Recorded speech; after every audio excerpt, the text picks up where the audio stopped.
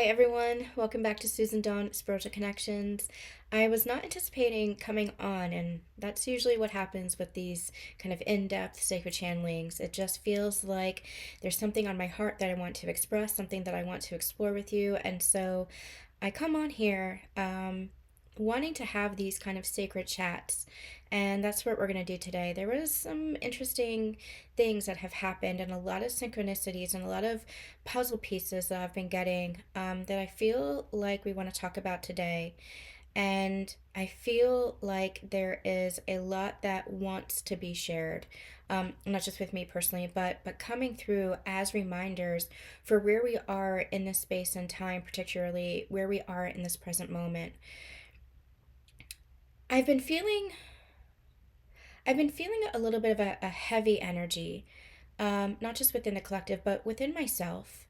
And as I was driving today, I was going to my somatic chiropractic appointment, which has been just remarkable. He does this like neuro spinal chiropractic stuff, and I can see the difference in the past year and a half since I've been seeing him, and my own ability to hold space, and how I've aligned my own nervous system, how much more peace I feel inside, regardless of anything that is happening externally. And we understand that, right? That the external is a reflection of us. And so, even though the outside world might feel chaotic, we are the calm within the storm, we are the peace within. And so, the ability to be able to hold space, especially in the line of work that I do, um, has been pretty remarkable. That capacity has expanded. And still, though, we're deeply feeling individuals. We, especially empaths and highly sensitive people and intuitives and psychics, we feel everything deeply. And as I was driving today, I could feel almost like just this weight of this world just kind of pressing down in my heart. The empathy, the absolute empathy I have for the world. And there's a Worcestershire poem that I absolutely love. And I can't, as I'm channeling, I can't really recall it, but um, it's it goes something like, I ran my finger across the atlas of the world and asked it where it hurt, and it said everywhere, everywhere. And that's kind of how it feels. It feels like I'm hurting for the world. Um, it feels like there is so much pain on the planet, and the planet itself calling out, and it feels like there is so much pain that people and groups of people and individuals are feeling, and it feels like there is so much fear that is being felt. And our job is not to absorb it, our job is to hold the space for it. And as we grow and as we expand along our ascension journey, is having the capacity to be able to hold the space for it without absorbing it. And they brought through this phrase to me earlier, observership, being the observer. Um, I had a couple of experiences today, and again, it's like all these, as I was preparing for this channeling, like all these moving pieces coming in. And when I say preparing, I just mean like just sitting down and writing some notes about what I experienced. And I pulled some cards, so we're going to pull some cards later and do some channeling. But there was a lot that was coming through. As I was driving to my appointment today, I was just having a quiet conversation with God and asking God, why is it that I'm feeling the way that I'm feeling? Because I can see that there are some in my observation, that there are some who are feeling very light and very joyful and very optimistic. And it feels like that's where I had been. And so there's others that are feeling very pessimistic and fearful and anxious and nervous and agitated. And here I feel like I'm kind of in the middle, where I feel that sense of peace within, that unshakable peace within, that unshakable connection to source, that unshakable knowing within myself. But at the same time, I also feel a sense of heaviness. And I kept asking God, why? Why? Why? I want to feel that sense of joy and optimism and peace, but I can't ignore the pain. I can't ignore the sense of fear that people are feeling. And so here I feel like I'm in the middle. Um, and God just said, don't judge. Don't judge whatever it is that you're feeling. There is no good and there is no bad. There is no right and there is no wrong when it comes to whatever it is that you're experiencing and whatever it is that you are feeling. Don't judge. Don't judge yourself, and definitely don't judge others. We're all having our experiences and we're all experience what is happening in different ways. And I'm not getting into politics here. This is not about politics. This is more so about, again, observership, how we're observing the state of the world. And that's why many of us are kind of feeling in the middle, where we're feeling that peace, and that's where our own ascension journey and our shadow work and our inner work has brought us to feeling that sense of peace. But we're also kind of not taking on, it's not the right word, it's not absorbing, it's holding space. They keep coming back to that phrase, holding space for the fear that is justly and rightfully being felt, especially as we are seeing so much chaos that is playing out in our physical world. There are two channelings that they're bringing me back to. Number one, being the calm in the storm. We did a channeling a couple of months ago during the hurricanes with a meditation all about being that calm in the storm. And now they're bringing me back to the unity channelings that we've done pre-pandemic, all about holding the light and being the light. Around that time, my consciousness was brought to the astral realms, where it was just energy, a field of energy, and what I was seeing was pillars of light. We were just pillars of light. And it wasn't just me, it was me and my counterpart together within one pillar. But when I looked out across the astral field, there were so many different beacons of light and pillars of light. And that's what we become along our ascension journey. We become that light. And that's why embodiment is so important. And that's what we learn along our journey, that embodiment, being the peace, being the light. Now, what Yeshua also brought us in that Yeshua and the open door channeling was that it's not just enough to be passive in that light. He reminds us in how he was overturning the tables of the temples, in his own sacred anger and his own sacred rage. He's saying, he reminds us that love is an active verb.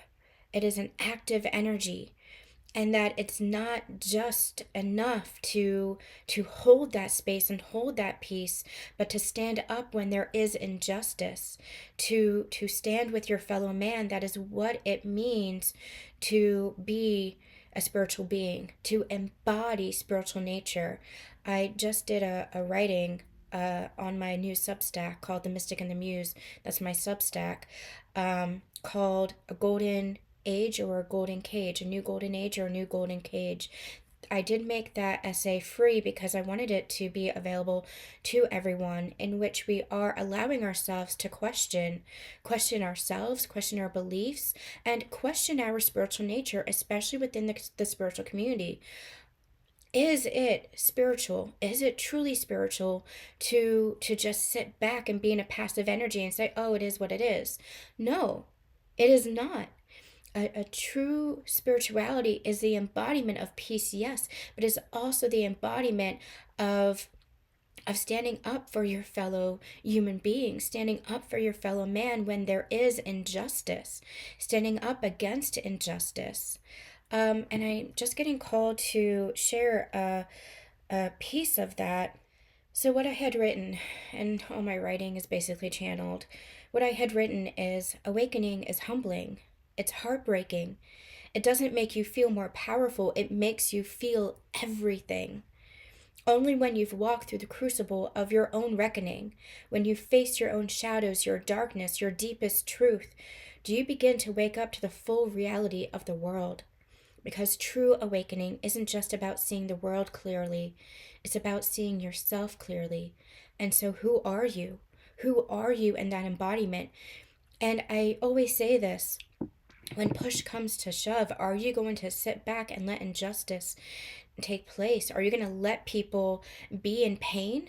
Or are you going to stand beside them, sit in the darkness with them? Are you going to be the helpers?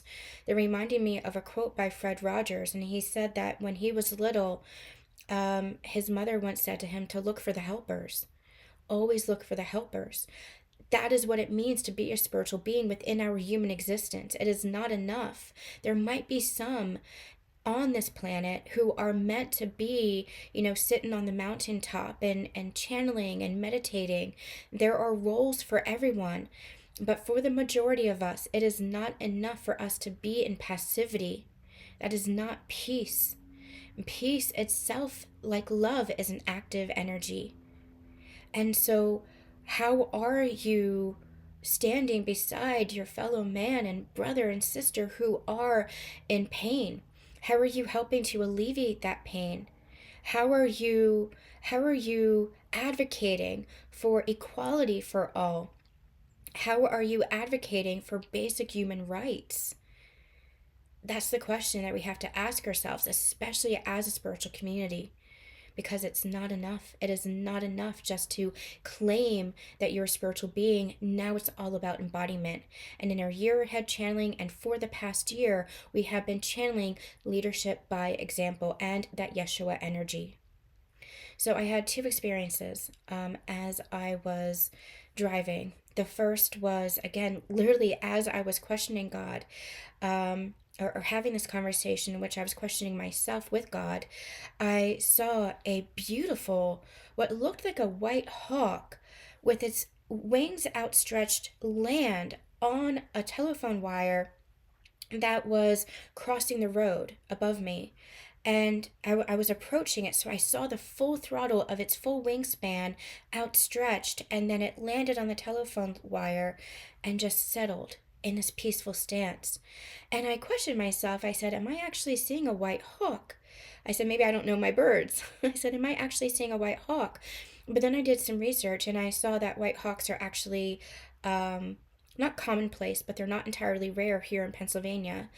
And I looked up the spiritual meaning of it, and it is purity, new beginnings, spiritual awareness, and higher consciousness. And a word kept coming to me, and that word again was observership. And what was interesting to me now, what they're bringing to me is the fact that it was on that telephone wire. And the idea of communication, there is so much misinformation, there is so much illusion, there is so much distraction and disturbance. um there's a I saw a scene in Doctor Who once, I think it was Doctor Who, where there was a Alexander Graham Bell. They kept replaying a snippet from Alexander Graham Bell. I don't know why they're bringing this to me. I think it was Doctor Who scene. The where it came from doesn't matter so much as what it was. And they couldn't make it out. They couldn't make it out what was being said because it was so garbled. And it was like it was the first communication. It was the first telephone communication, and it was so garbled because the lines were not clear yet at the time, and it was almost like a test run, where he was communicating on the telephone for the first time. And again, it's like that static electricity. The same thing happens. They're bringing me to another analogy because I can't quite get that one, what they're trying to say here. They're bringing me to radio stations. When we're tuning, we don't always hear clearly because there's a lot of static. It's like you're in between frequencies, you're in between stations, and only when the frequency is truly aligned can you hear clearly. Well, there's a lot of different frequencies that are playing out on the piano, on the planet right now. A lot of different frequencies. Interesting that I said the word piano because they're bringing me to the soul path reading that we did a couple of weeks ago, all about playing your note, making sure that even though the tune might sound different, you know, we're all singing underneath the surface the same song, the song of humanity, even though, it might be played in different keys, it might be played on different frequencies. I'm going to link all of these for reference, all these reference readings and channelings in the description box, so that if you'd like to go further, if you'd like to understand more about what we're referencing, you have that. And you can go deeper. And I really encourage you to do so. I really encourage you, if you haven't, or even if you have, to give those a listen again, because that's going to bring this channeling even deeper for you. But that's what they're bringing me. They're bringing me different frequencies, and we're all at different frequencies on the planet right now. And that's where all of these distractions and all of these interferences, so to speak, are occurring. And the most important thing is to truly anchor into yourself, your spiritual awareness, your higher consciousness. And that's where, be that middle path, be that middle way, be the observer. And yes, you're going to feel things. You might feel the weight of the world. You might feel in your empathy and in your open heart. And I'm also hearing the word sacred, in your sacredness. You might feel the chaos and the fear that everyone might be experiencing, on the outside. But that just goes to show, again, your empathy. That just goes to show your loving nature. That just goes to show who you truly are. The fact that you're able to feel, not to sit in it, not to absorb it, not to take it on for yourself, but the fact that you're able to hold space for that, that is actually a beautiful thing. That is showing you your own sacredness. That is showing that's a sacred act in and of itself, is what they're saying. That is showing you how deeply you feel because of how deeply you love. So don't judge yourself for anything that you're feeling or anything that you're experiencing. There is a purpose for it. And if you are feeling deeply, um, do you keep making sure that you're clearing your energy and protecting your energy, so that, again, you're not absorbing it, but that you're staying in that state of presence, that you're staying in that state of observership, that you're staying in that state of holding the space and holding the light for others. I learned that a long time ago, with regards to having had my own experience with Lyme disease, now being able to hold space for other patients and caregivers who are in that same pain and struggle and suffering, that I can hold space without being drawn back into that old energy myself.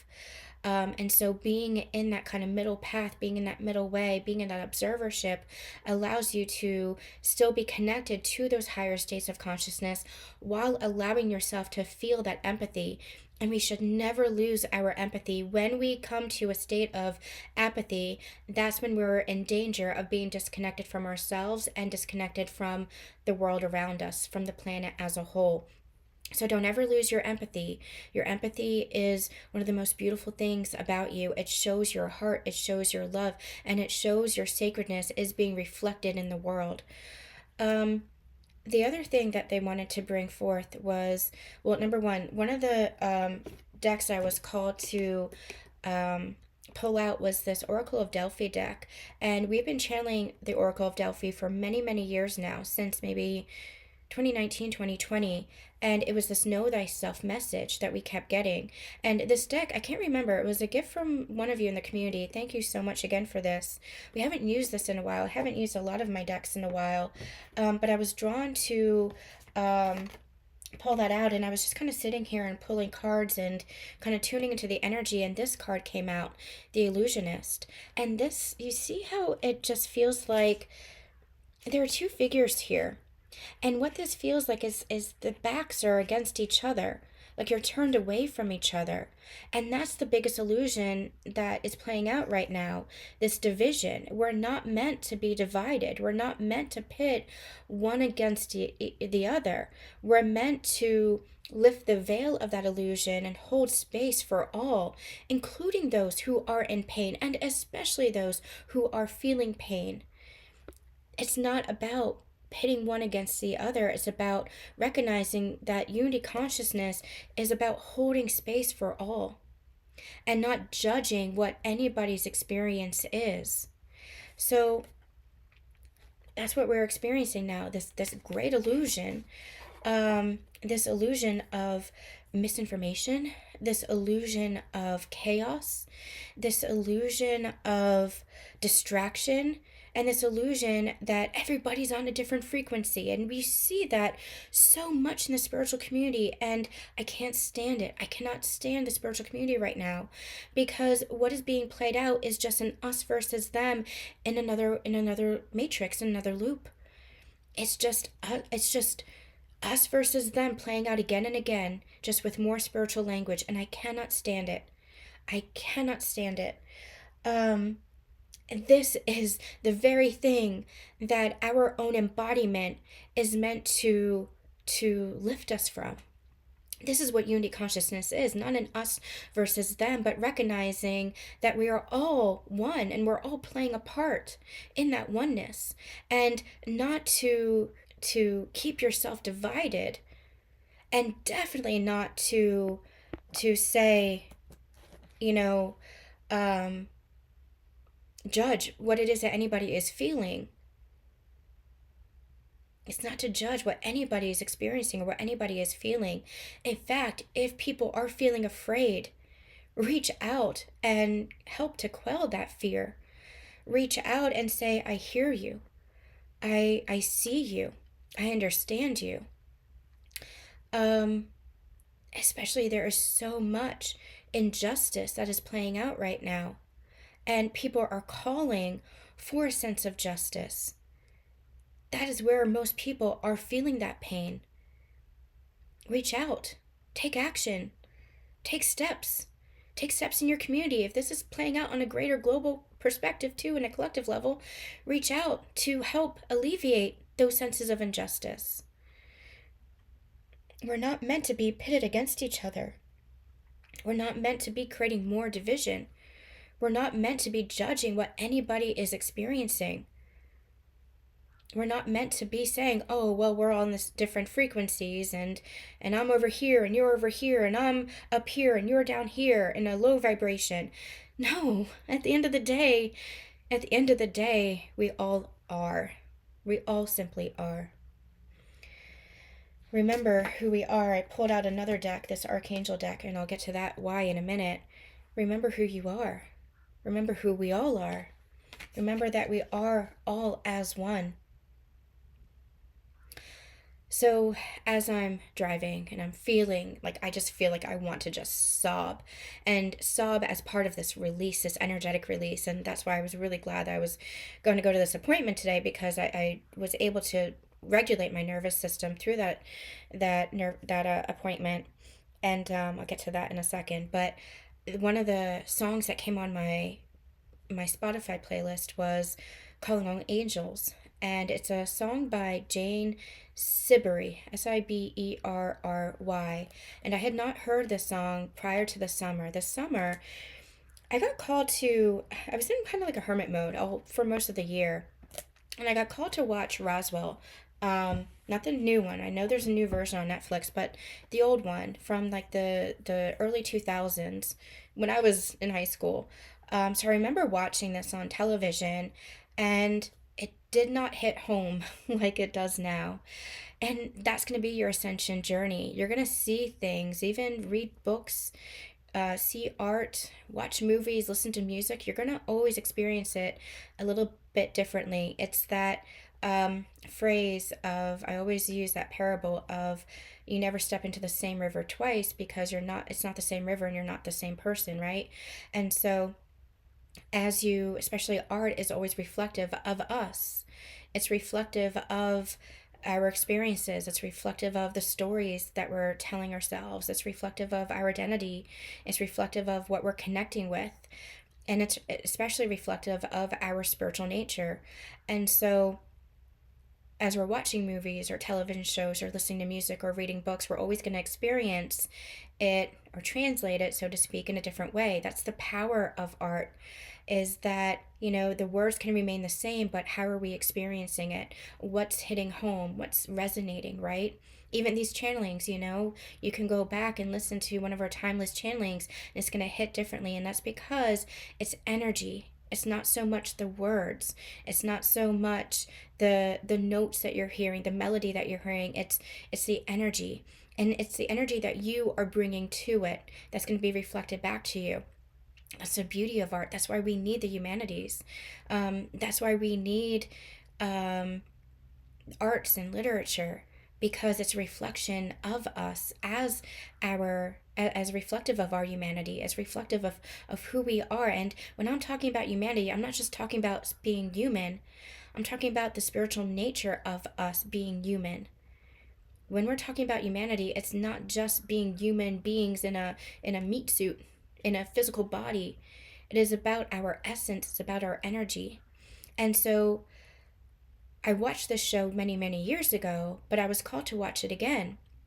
And it's incredible watching it through the eyes of your ascension journey, and from a spiritual nature. Because you pick up on different things, and even if it's not intentional from the writers of the show, for example, spirit has a way of just coming through. Spirit is in everything. The universe, God is in literally everything. And so, how are we paying attention? And how is it being reflected to us? How are we experiencing it? So, there's a scene where the show Roswell is about um, these aliens who landed in Roswell, New Mexico, and they grow up to be teenagers, and they are basically living among us, right? And they have these powers and et cetera, et cetera. It's one of those teen shows that was on the WB way back when. But again, it's heavy hitting when you look at it through a certain lens. There's one scene where Max, one of the alien teenagers, goes into a hospital. It's a Christmas episode. He goes into a hospital, and there are all these kids who are in the hospital with illness and cancer and things like that. And he ends up saving, inadvertently through his powers, saving one of the children. And he, spoiler, goes back into the hospital, and he's like, I'm gonna save these other kids. And it's a moral quandary that he goes through, in essence. It's, if I have this power, shouldn't I be doing something good with it? And the moral quandary is, yes, but are you meant to save everyone? And the answer, he says, well, maybe not everyone, but I can save this one. Now, he doesn't actually say that in the show, but they're reminding me of a meme that I once saw about that same kind of energy, where a little boy is walking along the beach or something, and he's throwing these crabs or something back into the ocean, and the mother's like, do you expect to save every single one of these crabs? And the little boy says, do you think it's really going to matter? And the little boy says, no, but it matters to this one. We can't save the world, we can't save everybody, but we can stand up where it matters. We can help where it matters. We can take action where it matters. And it's always going to matter when it means alleviating pain, when it means helping people, holding space in their suffering and in their darkness. And at least if we can't do that, at least holding space for those who are suffering, at least allowing ourselves to observe and bear witness, because people just want to be seen and heard. So anyway, there's this montage where he's in this hospital ward with all these children, and he is going around, and he is healing, and it's taking effort, and it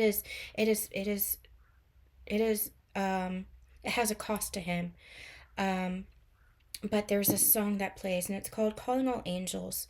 And I'm going to link the scene in the description box, because it is a very powerful one. And let me know in the comments how that resonates for you and what you feel from it, and how it's resonating and hitting home for you, how it's landing for you. I'd be really curious to know, especially the music, especially the song. Because the song itself, it wasn't so much the actions, but it was the song itself that was landing, and I've had that on my playlist ever since. There's some lyrics specifically that I want to point out. High above, you can hear the church bells start to ring, and as the heaviness, oh the heaviness, the body settles in, somewhere you can hear a mother sing. Then it's one foot, then the other as you step out onto the road. How much weight, how much?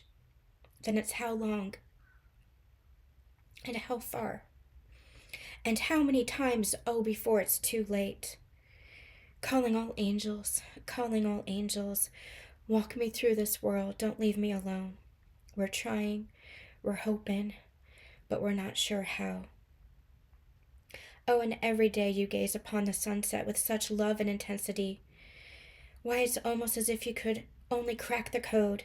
Then you'd finally understand what this all means. Oh, but if you could, do you think you could trade it all the pain and suffering? But then you'd miss the beauty of the light upon this earth and the sweetness of the leaving. Calling all angels, calling all angels. A couple of months ago, we did a really powerful channeling called Angels in the Sky. And in that channeling, we talked about how unity consciousness is kind of, we might not see it, it might look like chaos, but that there is an underlying unity that is being played out in the world. And we are seeing that now. There's a lot of shadow that is being seen right now, that is being called to the surface, but there is also a lot of light. And that's the dualistic nature that I think a lot of us are observing, and a lot of us are seeing the pain from. We're seeing the pain of the shadow, but underneath the surface there is unity, there is a coming together, there is a standing together. There is a sense of justice, of no, this is not right. It is not right that people are suffering. It is not right that people are in pain. And that is where we come together. That is where we stand together. And so in that channeling, I was reminded of a picture that I took many years ago of Archangel Michael in the sky with his sword. And I have that picture in the channeling itself, embedded in the channeling itself. And how it was a reminder that we are, amongst all of this chaos, we are divinely protected. We are divinely supported. We are not walking through this world alone. I think that's where a lot of us get or feel disconnected, especially as we kind of feel the full throttle of the external chaos that's being reflected. But we have to continue to anchor into that peace and allow ourselves to step back and be an observer and allow ourselves to bear witness to what is happening, and take action where we can, but also making sure that we are holding space for ourselves so that we can continue to take action and hold space for others. Because as I left my appointment today, I listened to that song all the way in, and as I left that appointment today, what came on next in my Spotify playlist, music is very powerful for me lately. If you listen to our last Secret Union energy update, a lot of music downloads coming through. It was Eminem's I'm Not Afraid. I'm not afraid to take a stand. I'm not afraid anymore. I'm not afraid anymore to stand up and speak my truth. I'm not afraid anymore to take action and say, hey, no, this is not okay. The injustices that are being played out is not okay. Putting pain on other people is not okay. Stripping people of their rights is not okay. And I'm talking basic human dignity. Is not okay to strip people of that basic human dignity. Is not okay. And so being not afraid to take a stand and recognizing that you are supported by the divine and protected by the divine, to allow yourself to express that, to allow yourself to speak up, to allow yourself to take a stand in the way that you're called to. And it's going to be different for everybody. For some, it's going to be more vocal. For some, it's going to be active. For some, it's going to be both. And I pray and hope that for many, it is going to be both. But it's going to play out in various different ways. Remember who you are. Remember who you are. As I was, again, preparing for this channeling, I got called to remember another poem, something that guided me through my experience with illness. my own pain, my own suffering, my own chaos, and my own darkness. It's a poem called The Old Astronomer by Sarah Williams. It was published in 1868, and many of you might recognize it from a phrase that has been circulated. Um, I have loved the stars too fondly to be fearful of the night. That phrase itself is what got me through illness. The actual line of the poem is, though my soul may set in darkness, it will rise in perfect light. I have loved the stars too fondly to be fearful of the night. So I was called to that poem, and it wasn't necessarily that specific phrase, but it was more. It was more than that. And so I just took some screenshots. Though my soul may set in darkness, it will rise in perfect light. I have loved the stars too truly, to be fearful of the night. So that's the accurate recitation of it. So there was a couple of stanzas that really spoke out to me. I have never failed in kindness. No, we lived too high for strife. Calmest coldness was the error which has crept into our life. Again, apathy. Apathy. When we negate connection to others, when we negate our own empathy and we move more into the side of indifference and apathy, that is when we are in true danger of losing our humanity. And in this observership, I can see where there's indifference. I can see where there's apathy. I can see where there is an individual energy that has been taking place, me and mine. Me and mine. I don't care about you and yours. I'm worried about me and mine. That's survivorship. That is ego. Ego is all about survival. When you are worried too much about me and mine, when you're in that survival mode, then you become indifferent and apathetic to all others, to all other people. And that's what we're in danger of, where we're meant to be building bridges. We're meant to be nurturing community and cultivating community. That is how we build and create in unity consciousness. That's how we create a new world. So again, I ask you, are you actually creating a new golden age? Or are you just creating around yourself a new golden cage? Think about that. What is the energy? And if not you yourself, then who are the people that you're paying attention to? Who are the leaders that you're following? Is it actually unity, or is it more division? There is a shadow that is being shown right now, so that we can really allow ourselves to question ourselves. And that is where the inner work is so important. That's where true spirituality takes root. It's in the inner work. It's in your questioning of yourself. And there can be a lot of cognitive dissonance there. A lot of questioning of your own beliefs. But beliefs have to be questioned. Where do those beliefs actually come from? Are they actually coming from inside of you? Are they actually coming from your inner knowing? Are they actually coming from your intuition? Are they actually coming from soul? Or are they coming from something external? Are they coming from something a guide, a leader, or guru, a psychic has said? This is where discernment is so important. And I always, always, always implore you guys to trust in your own inner knowing, to use that discernment. How does it feel? How does it feel inside of you? What is the energy that you are picking up on? In our year ahead channeling, we talked about how what's coming to pass, especially in 2025, especially with these astrological transits, is there's going to be a lot of examples of leadership. And true leadership is not just talking the talk, but walking the walk. But it's not just about the actions, it's also about the energy. Because actions can be illusions too. But what is the energy that is being embodied? Is it true unity consciousness? Is it true love that is being shared? Is it true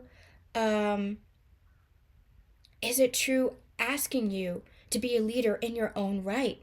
A true leader will ask you to be a leader in yourself. They will never ask you to follow them. So, back to this poem. There are certain calculations I should like to make with you, to be sure that your deductions will be logical and true. And remember, patience, patience is the watchword of a sage. Not today nor yet tomorrow can complete a perfect age. That just rang true to me. I'm going to say that again. I'm going to say that again, and let's pay special attention to this. There are certain calculations I should like to make with you, to be sure that your deductions will be logical and true. There are certain things I want to say, certain calculations, not so much the word calculations. Remember, this was written in 1868, but by certain wisdom I would like to impart, certain awareness I would like to share, so that you can make your own deductions, so that you can have your own discernment, so that you can come to your own conclusions. Remember, patience, patience is the watchword of the sage. Patience, holding that state of presence, being in that embodied state. Not today nor yet tomorrow can complete a perfect age. It is through our energy that we create the golden age. The golden age. I feel like that phrase has been so hijacked. Like when I say that phrase, it just feels so gross to me now. The new golden age. It just feels like it's gotten so hijacked, because what is a true golden age? Is it something that is seen on the inside, or is it something that we create from within ourselves, from each of us? In our Sacred Union teachings, remember, Sacred Union is just a path of ascension, and many of us are on the Sacred Union journey because we were catalyzed with a counterpart. But we are all experiencing this ascension journey. And what we learn through the Sacred Union path is the oneness, the wholeness, and the balance within. We are bridging the polarities of the masculine and the feminine, and that's especially where we're seeing a divide right now, interestingly enough, isn't it?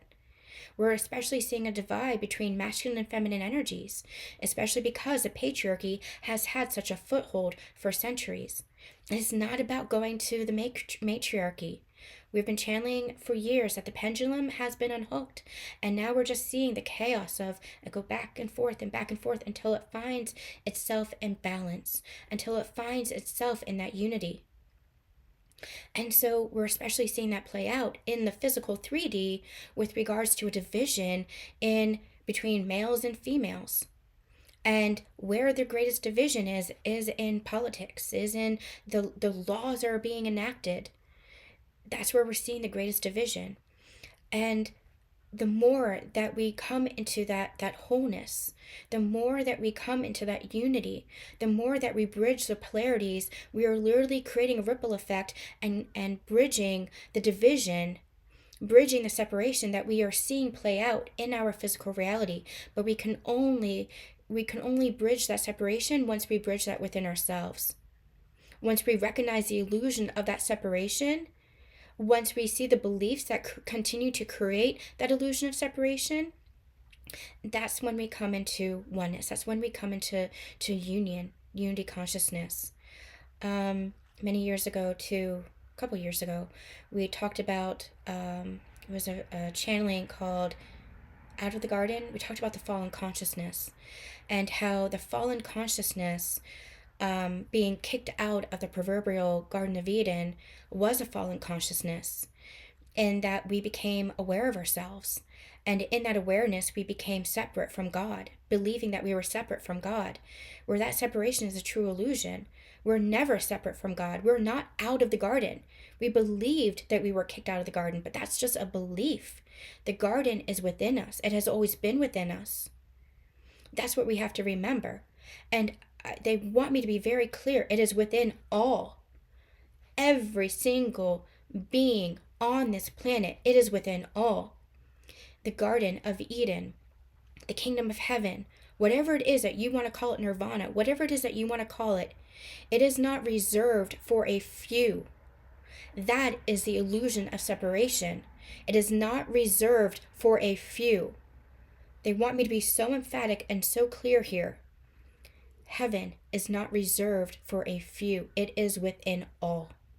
That is unity consciousness. Recognizing that all is interconnected. all is one. All is part of God. We are all aspects of God. We are playing out those different reflections, playing out those different aspects, but all is part of the whole. Let's see if there's anything else.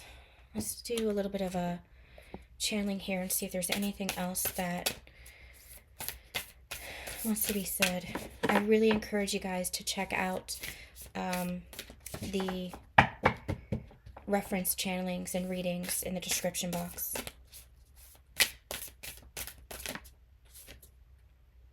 Awakener. Interesting. Interesting. I wonder who that is. It looks like it's Zeus. And Zeus was the father of all gods, right?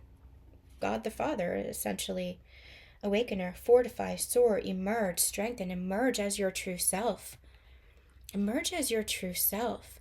I keep getting drawn to the power that's behind that, to the lightning rod there. And they're drawing me to Benjamin Franklin and electricity, and again, that Alexander Graham Bell and the metaphor of the hawk on the telephone wire. You know, one spark, we channeled this many years ago, one spark can ignite a revolution. And what is that revolution? That revolution is love. That spark is love. That spark is unity. And where it looks like we're all separate because we're not tuned to the same radio dial, because we're not tuned to the same frequency, is about recognizing the current that is in all. It doesn't have to be tuned to the same radio dial. It doesn't have to be tuned to the same frequency. It will all hit its mark eventually. It will all have a ripple effect. Everything is a ripple effect. So even if we're not seeing how it's playing out just yet, recognize that, or remember that we are all divinely protected, that we are all divinely supported. There is never an instance where you are not held. There is never an instance, no matter who you are, that you are not loved. There is never an instance that you are not part of the divine. That is the true awakening. That is the true awakening. And part of that essay that I wrote, I talked about how, the spiritual community tends to think that just because they're seeing beyond the illusion of the media or the food industries or the health industries, all the corruption that's there, that's just one layer of awakening. The true awakening happens within yourself when you see the undercurrent of energy that connects everything, that connects us to God, that everything is connected to God.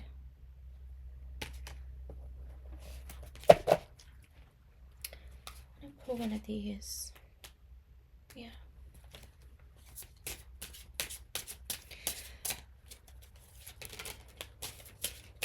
We have our first sacred circle, our next sacred circle, live stream channeling. If you would like to help us to anchor in higher consciousness, help us anchor in more peace and more love and more unity, we have a community I call the Sacred Circle here on YouTube. It's a live stream once a month where we gather together, we channel some current events and ascension energies, and then we do a meditation or a light language transmission to really anchor in more peace, more unity onto the planet. We're having our first one this Wednesday, February 5th. You can join it. I'll put a link to that in the description box as well. More than welcome. We would love to have you join us to, again, help us bring in more of this peace, more of this unity. That is what we're here for, to help hold the light. And not just hold the light, but be the light. And what does be the light mean? That was a phrase that we had channeled in those unity channelings years ago. It's not just enough to hold the light, but be the light. And now what they're saying is being the light is that embodiment that we've been talking about. Being the light is that leadership by example. Being the light is taking action where you're called to. It's not enough just to be passive anymore. It's not enough. Prayer and meditation is powerful, but that's where you also take action. That's where you also step up. That's where you also speak out. That's where you also become an advocate and and and allow yourself to take those action steps. So February 5th at 8 p.m., I think it's 8 p.m., is our Sacred Circle community call. It's a live stream, so I hope that you'll join us. What else do we need to know? What else do we need to know for this energy?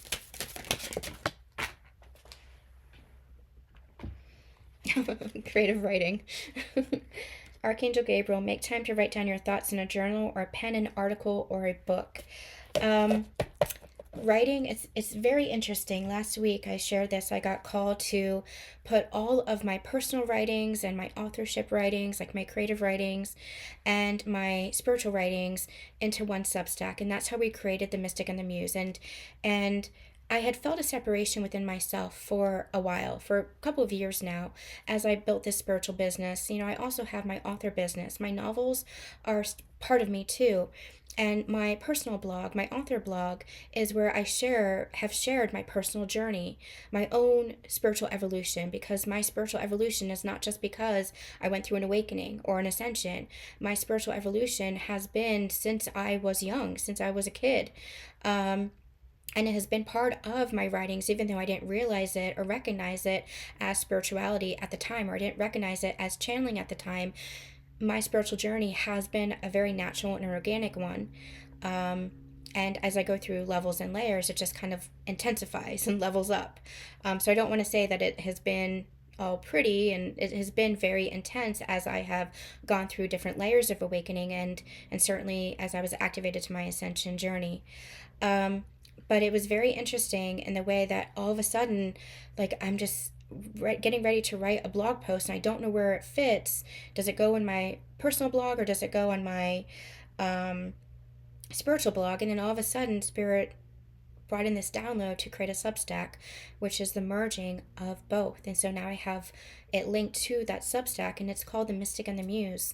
And that is, in essence, who I am. And so I merged and reclaimed both aspects of myself. And so when I'm writing my novels, that is also spiritual discovery. I even shared in the last energy update how when I was writing Lilac in Winter, one of my novels, that was directly channeled, and it is a twin flame connection.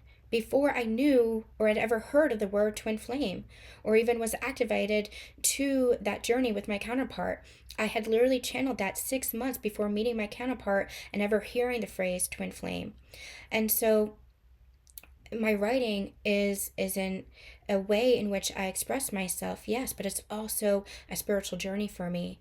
And it might also be a spiritual journey for you, not just creative writing. That might not be your outlet, but what is your outlet? How is it that you express yourself? For some, it might be dance. For some, it might be physical painting. For others, it might be some other kind of movement like yoga or breath work or meditation. For others, it might be another way in which you express your creativity. And creativity is an expression of your spirituality, because we are creative beings. And so for me, my greatest outlet is my writing, because it is how I express myself, not just creatively, like from my imagination, but it is how I create. It is how I know how to be in the world, how I know how to question, how I know how to understand myself and understand the world.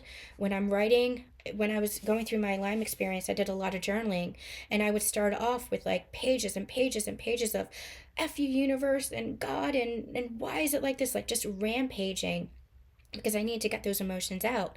And God is always forgiving and always loving, and does not mind if I curse him out, because I never mean it like that, right? God knows how to hold space for all. And what I realized is by the time I got to the end of the page, or by the end of my journaling, I would always come back to hope. And that's in all of my blog posts. You can literally read the soul stories that I have on the Mystic and the Muse, where I would always come back to hope. And that was my soul that then began to express itself. So I'd start maybe with the ego, but then my soul would always come out. Your soul is trying to express itself. Your soul is trying to create a new world for yourself, and that has a ripple effect on the rest of the world, the rest of the planet. What is it that you're creating, and how are you expressing yourself in that creative energy? That's what this stands for. That's what this stands for. So apply that to yourself. This is also, like, for me, it is a indication that I'm on the right path, connecting back to my writing, that those words are powerful, because that's how I've always known how to express myself and connect with the world and connect with God. And you will have your own. Allow yourself to explore, allow yourself to create. How are you creating? And most importantly, what are you creating in the world? What are you sending out? Your thoughts, your intentions, your choices, your actions. What is it that you're creating in the world? What is the story that you're writing? And also, to that end, what is the story that you are helping to contribute for the world? Remember that we are all ripple effects, we're all interconnected. And so, as we're writing our own personal stories for our own evolution, as we're going through our own growth, that has a ripple effect, that energy has a ripple effect on the planet. And that's why we're coming together in the sacred circle to kind of amplify that energy of peace, of unity, to rewrite the story, to rewrite the story. We have the power collectively to rewrite the story. Okay, I think that's going to be it for today. I am sending you all so much love and so much light. Please do leave a comment and let me know how this is resonating. Let me know how this is playing out in your own journeys, in your own experiences. Let me know what wisdom you are getting, what insights you have. I'd love to hear all of it, and I hope to see you all in the sacred circle this Wednesday, February 5th. Lots of love, lots of light, and many, many blessings to all.